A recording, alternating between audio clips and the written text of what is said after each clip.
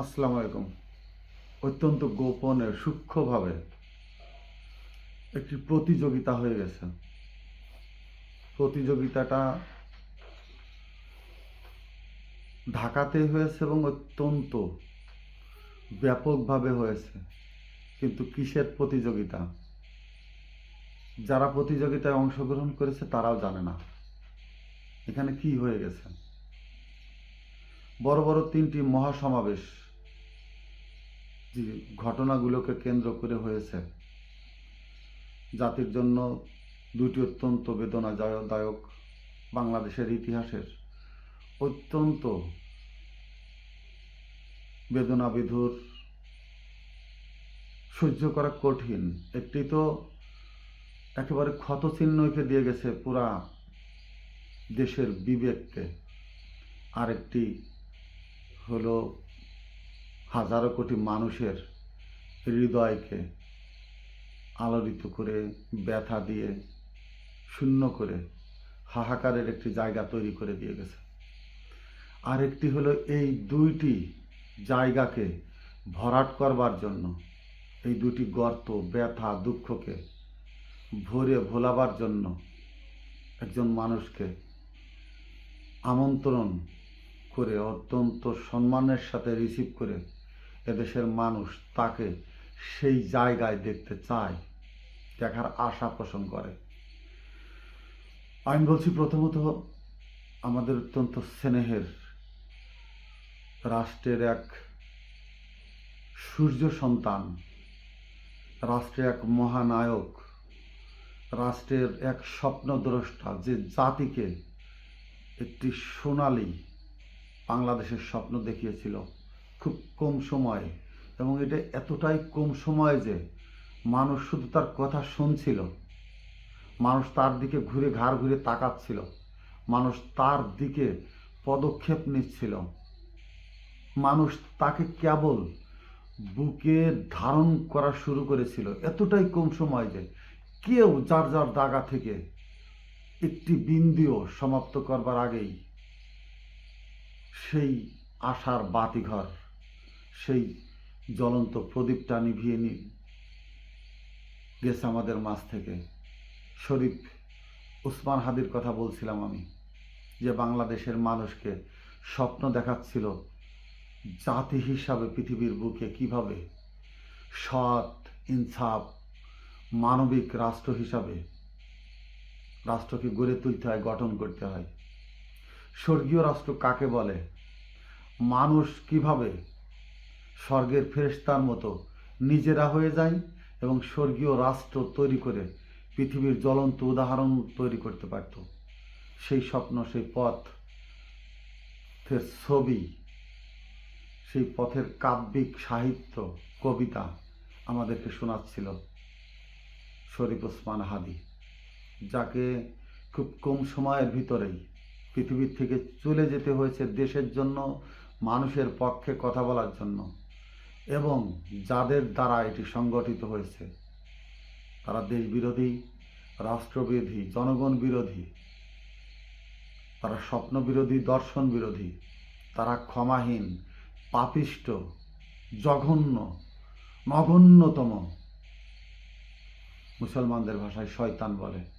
এক একটি ধর্মে এই ধরনের ধর্মের বিরুদ্ধচারণকারীদেরকে এভাবে একটি নামকরণ করা হয়।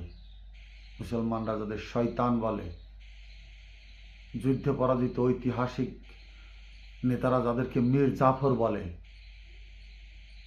তাদের মতো কিছু পাপিষ্ঠ রাজনৈতিক চরিতার্থ হাসিলের জন্যই নিকৃষ্ট এই কাজের ভিতরে যাদেরকে রক্তে রঞ্জিত করেছে হাত, শরীর, আত্মা, দেহ, এবং যারা পবিত্র এই মাটিকে কলঙ্কিত করে গেল হাদিকে হত্যা করে, যে সূর্য সন্তানকে হারিয়ে দেশ কতটা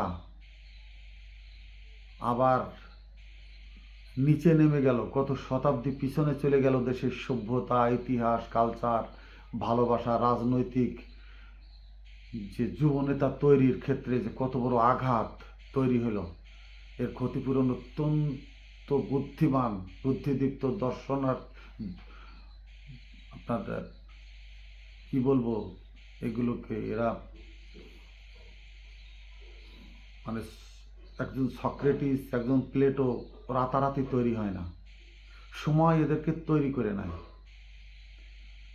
এই যে দর্শন তৈরি করবার মতো একটি মস্তিষ্ক, একটি শরীর, একটি দেহ হাতে নিয়ে আসছিল, সেই দর্শনকে, সেই ব্যক্তিকে চিনবার মতো, জানবার মতো বা তাকে বুঝবার মতো মস্তিষ্ক কি আশেপাশে আছে কিনা আমি জানি না। তবে হ্যাঁ, শাহবাগে এখনো মানুষ জাগ্রত রাত কাটাচ্ছে, মায়েরা আসছে। বিশেষ করে মায়েদের ভূমিকা আমি দেখলাম হাদির জন্য কতটা মায়াবী, কতটা হৃদয় ক্ষরণ করেছে এই মায়েদের। বিশেষ করে ঢাকা ভার্সিটির মোনামি ম্যামের কথা আমার মনে পড়ে।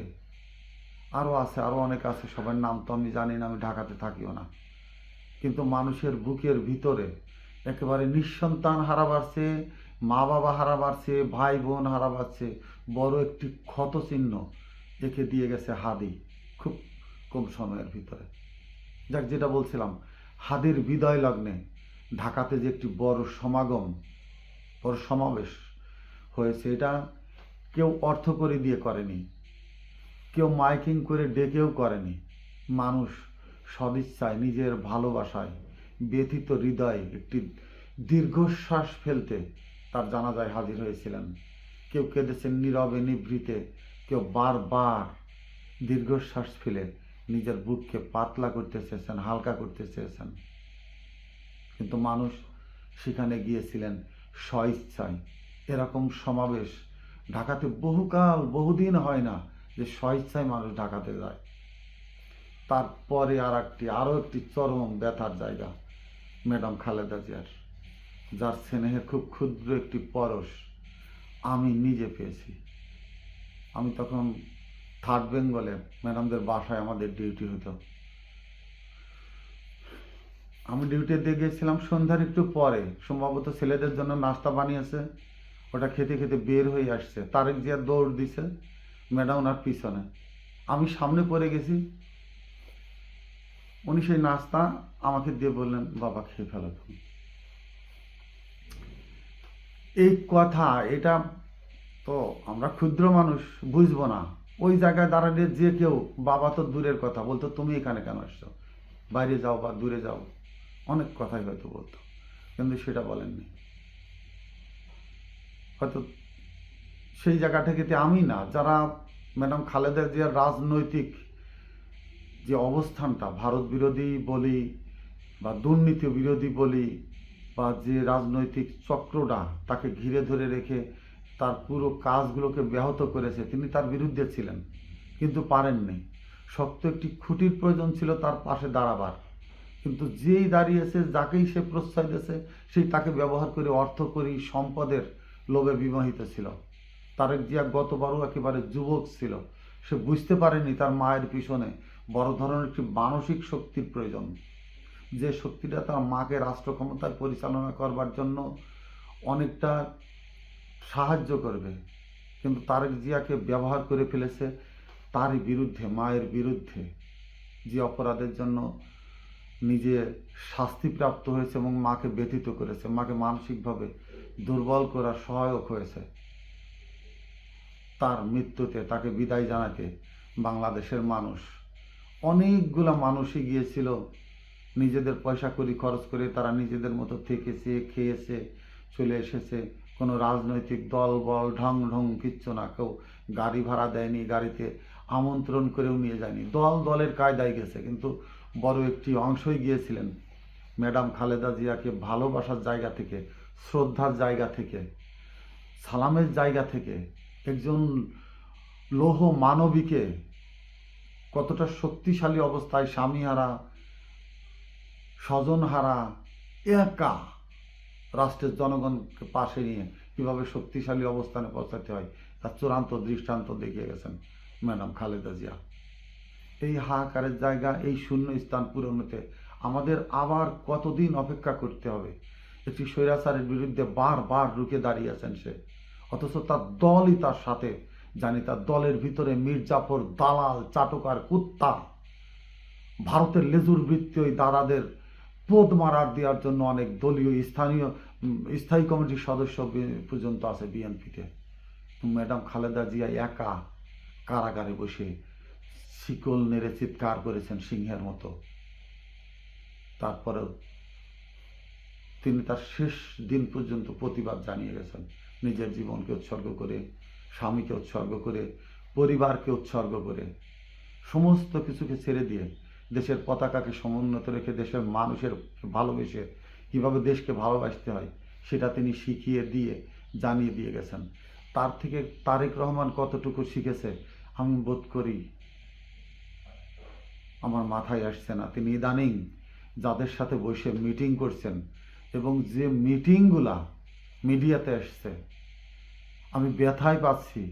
তার মাকে যারা এই ষড়যন্ত্রের ভিতরে ফেলতে বড় ধরনের ভূমিকা রাখলো, সেই গার্মেন্টসের প্রতিষ্ঠান, সেই সব তাদের সাথে তিনি বসছেন। মানুষ কিন্তু ব্যথিত হচ্ছে। তারেক সাহেবকে আমি বলছি, মানুষ কিন্তু মানসিকভাবে কষ্ট পাচ্ছে। এর থেকে আপনি বের হন।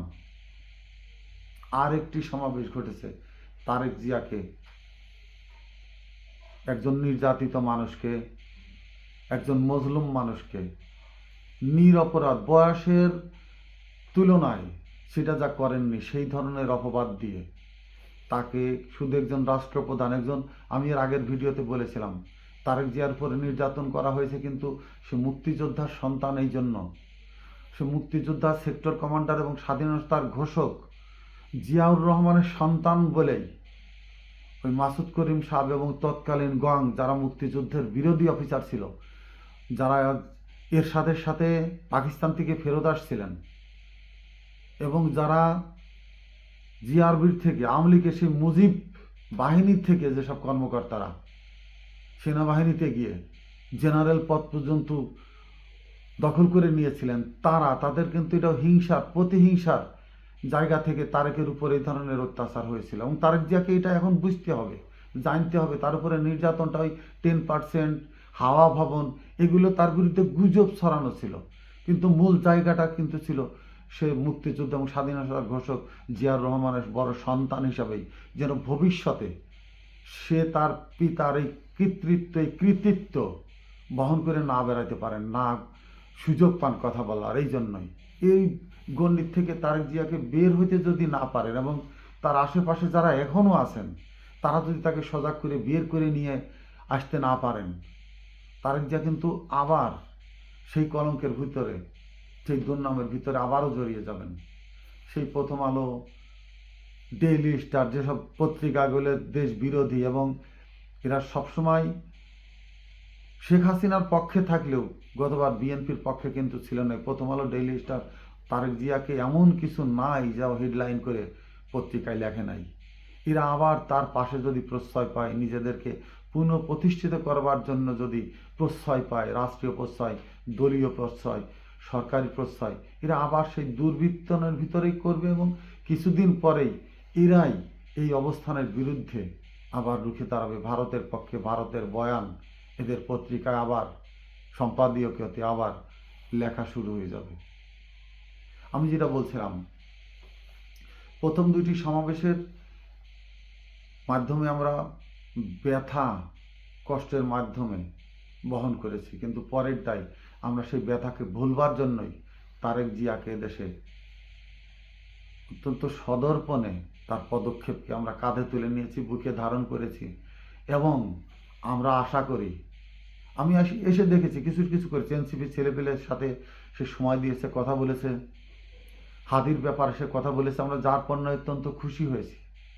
কিন্তু তার পরবর্তীতে ইউরোপীয় ইউনিয়ন, তারা বাইরের থেকে কিভাবে এসে এখনই তার সাথে লিঙ্ক নিচ্ছে ব্যবসায়ীদের, এরা কিন্তু এই গার্মেন্টস ব্যবসায়ীদের অত্যন্ত কুচক্র, যেন তাদের সাথে এই অবৈধ ব্যবসার যে লাইন গার্ড ঠিক রাখে। তারপরে বিজিএমইএ কিন্তু ঢুকে গেছে তারেক জিয়ার কাছে, ওই নাসার নজরুল গ্রুপ এবং যে সভাপতি সাহেব টাবিরা, যে শেখ হাসিনাকে পাশে বসিয়ে অনেক বড় ফুলের তোড়ার মাঝে দেখা যেত না, সেখানে শেখ হাসিনার গুণগান গাচ্ছিলেন সেই সব দালালেরা, এর ভিতরে কিন্তু তারা আবার ঢুকে গেছে। এইগুলোতে জাতি বিভ্রান্ত হচ্ছে। বড় তিনটি সমাবেশের মাধ্যমে প্রতিযোগিতা আমি এটাই বললাম যে হাদির থেকে অনেক লোক দেখাতে বিএনপি চেষ্টা করেছিল ম্যাডাম খালেদা জিয়ার জানাজায়। হ্যাঁ হয়েছে, প্রচুর লোক হয়েছে, কিন্তু এর পুরা দায় দায়িত্বটা বিএনপির না, ম্যাডাম খালেদা জিয়ার পুরা একাকিত্বের কৃতিত্ব তার এটা। তার ওইখানে নিতে বিএনপি কি করলো না করলো এটা মানুষ দেখে নাই, কিন্তু ওইখানে হাজারো কোটি মানুষের সমাগম ঘটাতে ম্যাডাম খালেদা জিয়া একাই যথেষ্ট ছিল। বর্তমান বিএনপির প্রয়োজন ছিল না, বর্তমান বিএনপির ধারে নাই। মৃত্যু ম্যাডাম খালেদা জিয়া, জীবিত ম্যাডাম খালেদা জিয়া অনেক শক্তিশালী, জনপ্রিয় ছিল, এই জন্য তার জানাজায় এত লোক হয়েছে। এতে বিএনপির কৃতিত্ব দেখানোর কিচ্ছু নেই। কৃতিত্বটা পরে তারেক জিয়ার সমাবেশ, আমন্ত্রণ, রিসিপশন, এয়ারপোর্টের পরে থেকে তার যে রিসিপশনের সমাগম ঘটেছে এটার জন্য, কিন্তু এটার পিছনে যে পরিমাণ অর্থদণ্ড দিয়েছে এবং এটার পিছনেও জালিয়াতি আছে। আমি জানা মতে অনেক গোলইয়ের লোক নিয়ে গেছে বিএনপিরা সাথে করে, আর গোলই বাঁচার জন্যই এদের মাইক্রোর নিচেই বসে বসে, গাড়ির সিটের নিচেই বসে বসে ঢাকাতে গিয়ে পৌঁছে দেখানোর চেষ্টা করেছে আমরা এখন তোমাদের হয়ে গেছি। হাদির মৃত্যুর জানাজা বা তার মায়ের, তারেক জিয়ার মায়ের মৃত্যুর জানাজার সাথে তারেক জিয়ার যে বড় সমাবেশ ঘটিয়ে দেশ, পুরো জাতি বা পৃথিবীকে দেখানোর যে চেষ্টা করা হয়েছে, বুঝলাম শত কোটি লোক তারেক জিয়াকে অভ্যন্তরীণ জানাতে গিয়েছে, কিন্তু এটা কি শুধু তার সম্মান প্রদর্শনের জন্য? আমি যদি অন্যভাবে নেই ঘটনাটি, 17 বছর এদেশের মানুষ যে নির্যাতন, নির্ঘুম, মজলুম, চাবুকের নিচে, পায়ের নিচে পিষ্ট হচ্ছিলেন, প্রশাসন থেকে শুরু করে আইন শৃঙ্খলা বাহিনী থেকে শুরু করে রাজনৈতিক দলের, আওয়ামী লীগের নেতাকর্মীদের দ্বারা যেভাবে নির্যাতন করে হচ্ছিলেন, তার ভিতরে জুলাই আগস্ট ঘটে গেছে। এই জুলাই আগস্টের পক্ষের থেকে শুরু করে মানুষ বাঁচার অভিপ্রায় নিয়ে তারেক জিয়াকে একটি বড় দায়িত্ব তুলে দিয়েছে তার ঘাড়ে, তার কাঁধে। অনেক দায়িত্ববান করে তোলবার চেষ্টা করেছে দেশ, দায়িত্বশীল করে তোলবার জন্য চেষ্টা করেছে দেশ তারেক জিয়াকে। তারেক জিয়া যদি মনে করে এটাকে তার কর্মী বাহিনী হিসাবে ধরে করে এবং সে রাষ্ট্রের পূর্ণ ক্ষমতার শিখরে পৌঁছে গেছেন এবং যা ইচ্ছে তাই সে তার ক্ষমতা প্রয়োগ করে যাবে, বড় ভুল হবে সেটাই। এবং তার কর্মীরা যদি মনে করে পুরা দেশ আমাদের দলের সামনে পদানত হয়ে গেছে, এখন আমরা যা বলবো, যা করব, আমাদের ঘাড়ের উপর তারেক জিয়া এসে গেছে, সেটাই অমার্জনীয় ক্ষমতা, অমার্জনীয় অপরাধের হিসাবে গণ্য হবে, বড় ভুল হয়ে যাবে, আবারও বড় ক্ষতি হয়ে যাবে দলের থেকে রাষ্ট্রের। মানুষ অনেক সন্তান হারা হয়েছে, ভাই হারা হয়েছে, পিতৃ হারা হয়েছে, এতিম হয়েছে অনেক। যারা সংসার চালাচ্ছে এই দুর্দিনের পরে, যেসব নারীরা তাদের সন্তান নিয়ে, তারা জানে যে এক একটা গৃহে কী ধরনের কষ্টের অগ্নি তাদের অন্তরে জ্বলছে। এই দায়িত্বটা দিতে গিয়েছে তারেক জিয়ার কাছে। আই হ্যাভ এ প্ল্যানের দরকার নেই। আই হ্যাভ কিসের প্ল্যান? প্ল্যান রাষ্ট্রকে নিয়ে হবে, রাষ্ট্রের মানুষের সেন্টিমেন্টালকে নিয়ে প্ল্যান তৈরি করতে হবে। রাষ্ট্রে কোন অবস্থায় আছে, কিসের ভিতর দিয়ে দেশের মানুষ দিন যাপন করছে, সেটাকে বুঝে তারপরে প্ল্যান নিতে হবে। এইসব হঠকারিতার কথা, হঠকারিতা দিয়ে, বক্তৃতা দিয়ে, হঠকারিতা চমকপ্রদ ট্রাম কাট মেরে মানুষ অনেক বোঝে, শিক্ষিত, তারা শোয়ে বুঝতে শিখেছে, জানতে শিখেছে। নাগরিকরা এখন জাগ্রত হয়ে পড়েছে অনেকটাই, 80% 90% জাগ্রত জনতা। এদেরকে ঠকিয়ে, এদের চোখে ধোলা দিয়ে কেউ যদি না বুঝে, না জেনে, অবজ্ঞা ভরে, অজ্ঞতায় রাষ্ট্র চালানোর অভিপ্রায় ব্যক্ত করে, চেষ্টা করে, অত্যন্ত নিকারজনকভাবে এদেশ থেকে সেই সরকারকে বিতাড়িত হইতে হবে অত্যন্ত অপমানের সাথে। আমি এই 3টি সমাবেশকে কেন্দ্র করে বিএনপিকে এটুকু বলতে চাই, দায়িত্ব এদেশের জনগণ আপনাদের হাতে তুলে দিতে চায়, তুলে দিয়েছে। আপনারা মুষ্টিবদ্ধভাবে রাখবেন নাকি আঙুল ফাঁকা করে সেই দায়িত্ব নেবেন? আপনাদের দায়িত্ব তারেক জিয়াকে বোঝাইতে, যারা তার পাশে যাচ্ছে তাদেরকে দূরে ঠেলে দিয়ে দলের আদর্শবান কর্মী যারা তার বাবার মতো তাদের সাথে বৈঠক করেন, বোঝাবার চেষ্টা করেন, দালালি করে নয়, আদর্শিক কথা দিয়ে, দলের লেজুর ভিত্তি করবার জন্য নয়, মানুষের ভাষা, মানুষের হাহাকারের জায়গাটা তারেক জিয়ার কানে পৌঁছাবার জন্য চেষ্টা করেন। আশা করি কি বোঝাতে চাচ্ছি, কি বলতে চাচ্ছি স্বল্প সময়ের ভিতরে এটাই আমার মেধার শেষ পরিচয়। আসসালামু আলাইকুম।